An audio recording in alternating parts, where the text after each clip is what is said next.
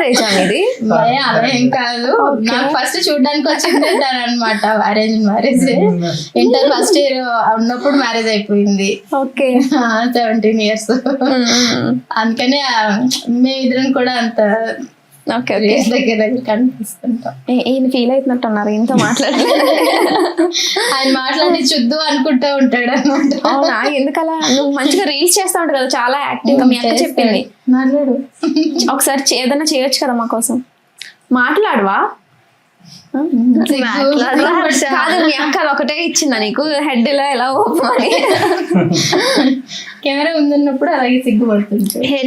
మరి రీల్స్ ఎలా చేస్తున్నావు? అది కూడా కెమెరానే కదా. ఎవరు ఉండద్దు, షూట్ నేనుంటే షూట్ చేయొచ్చు, లేకపోతే చేయడు. ఇంకంతే. నేనుంటే అస్సలకే చేయడు. ఎంత సిగ్గేంటి? గర్ల్ ఫ్రెండ్ ఉందా నీకు? ఆ మమ్మీ డాడీ ఉన్నారని చెప్పవా? మనం తర్వాత మాట్లాడుకుందాం. ఓకే, ఇప్పుడు జనరల్ గా తెలుసు కదా అంటే ఈ ఫీల్డ్ ఎలా ఉంటది ఏంటని, కమిట్మెంట్స్ అది ఇది. ఒక అమ్మాయి అంటే చెప్పు మరి మీకు అవేమి ఎలా ఎంకరేజ్ చేస్తున్నారు? నాకు అర్థం కాదు. ఏమో ఐడియా కూడా లేదు మాకు అసలు. ఖచ్చితంగా మీరు చాలా కామెంట్స్ కాకుండా రిక్వెస్ట్ మెసేజ్ లో చూసే ఉంటారు. అలాంటివి ఏమీ రాలేదా? లేదు, అలాంటి ఏమైతే ఇప్పటి వరకు అయితే మేమేం చూడలేదు. నార్మల్ గా ఆడిషన్స్ కి వెళ్తున్నాము. కొన్ని వచ్చాయి కానీ ఆ డ్రెస్సింగ్ స్టైల్ ఇంకా కొన్ని సీన్స్ అవి చెప్పారు, నచ్చక వద్దని చెప్పేసాము.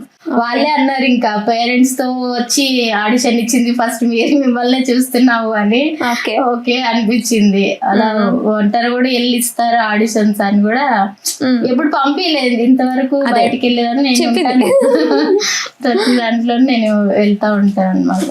అంటే ఇప్పుడు ఫ్యూచర్ లో కూడా ఫిక్స్ అయిపోయారా తను ఎక్కడికి వెళ్ళినా ఏ యాక్టింగ్ ఆడిషన్స్ కి వెళ్ళినా మీరు ఖచ్చితంగా వెళ్ళాలి అని?